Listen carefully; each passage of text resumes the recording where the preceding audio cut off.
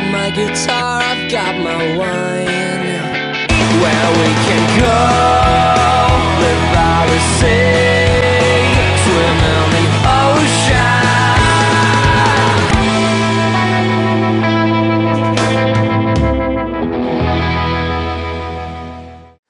We've had the honour, haven't we, Justin, along this journey of meeting some of the great legends of Australian wine, but none perhaps as influential and as iconic as this man that we are about to meet. Peter Lehmann himself has invited us into his kitchen, affectionately known as the Barossa Boardroom. So many important decisions in the Barossa are made around this very table. Decisions that have shaped the Barossa that is today. How on earth did you score an invite, Just? I know a guy who knows a guy who knows a guy. That's. Can I just say, fine work, son. This Cheers. is an honour. Let's not keep him waiting. Yeah, let's do it. I know some people, they say they're friends, but when your back is turned, that's Home when they Peter and Margaret Lehmann. But I'm lucky, Not bad. It's beautiful. real lucky. I'm a lucky man, cause I don't need no people like Great me. man, Peter Lehmann. What's your footing? Hi, so you're Peter, here. Andre, Yes, thank you. and Justin, g'day. Hello, Justin. Nice to meet you, Peter. Thank you. Come in. Hello. Hi, I'm Margaret. Andre, lovely to meet you. Hello, Margaret. Nice to be visited by celebrities. So this is. Miles isn't that I've famous, is actually he? heard of you. Yeah, find the guy that called you. We paid him to build it up. So this is the boardroom. This is Pretty the well. Barossa Boardroom that I hear so Really- much about. Many decisions have been made here. I always think it's much better in the kitchen. The old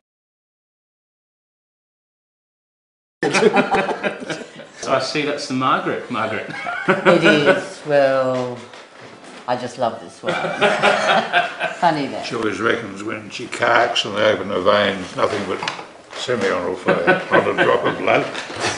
I used to say I'm a Semillon bit of a red man reminds myself. me of what a good mother is, or should be. Always reliable, always there when the children come home from school, never ever makes those soggy tomato sandwiches, and it ages beautifully. We absolutely fell in love with Semillon in the Hunter. So You've I don't heard the know. name Tyrrell, no doubt. Yeah, Well, He Murray, makes them all right. the late Murray and I were very, very close friends, and as have been also with Bruce, his son. In the last couple of years we've won top honours at the Sydney International with the Semillon, and Bruce jokingly rang up and said, you know, well done. So can I have a job? He said, I want to come down and learn how to make Semillon. The following year they topped us. I rang up and said the original Semillon maker, I said, any chance of a job? So it goes forth, you know. The other reason I love Semillon, in summer, it is the only wine you can drink with fresh tomato soup. You think of the acid in tomatoes, and we get lots of tomatoes from the garden, and so during summer, just make a really simple tomato soup, and then add some basil. My dad, she finds a reason in winter to drink it as well. I'm actually only allowed a couple of drinks a day, so I piss around with that sissy stuff and get to my real love. Now, is that Sure Margaret's has. orders or doctor's orders? No, doctors. Okay. I cannot, for the life of me, understand the absolute obsession with Sauvignon Blanc. Oh God, you're preaching to the converted here. I agree with you. Len Evans and I had one thing in common. We both did not have a strong predilection for Sauvignon Blanc. That's a very polite way to say it. In fact, if I'm offered a Sauvignon Blanc, I quite often say, well, actually, I prefer my wine before it's been through the body. Margaret reckons it's armpity. Not long ago, we were just ready to have the big party for hitting 100,000 cases of Semillon sales, and the bloody New Zealanders invaded.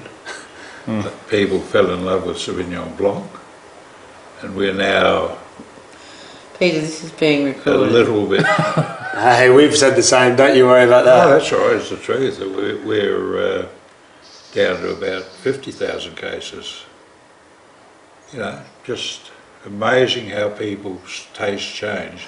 There's You a could good have a way huge of impact yeah. on the grower base. If you could Absolutely. predict what the people are going to drink in 3 or 4 years' time, it takes 3 or 4 years to change your varieties, you could make a bloody fortune.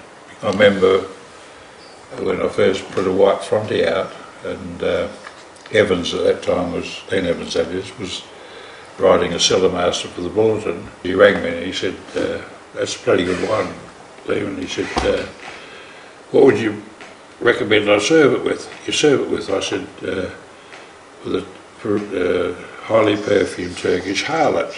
Lady, you didn't say. You said lady. Who put the harlot in? I think Peter just did. I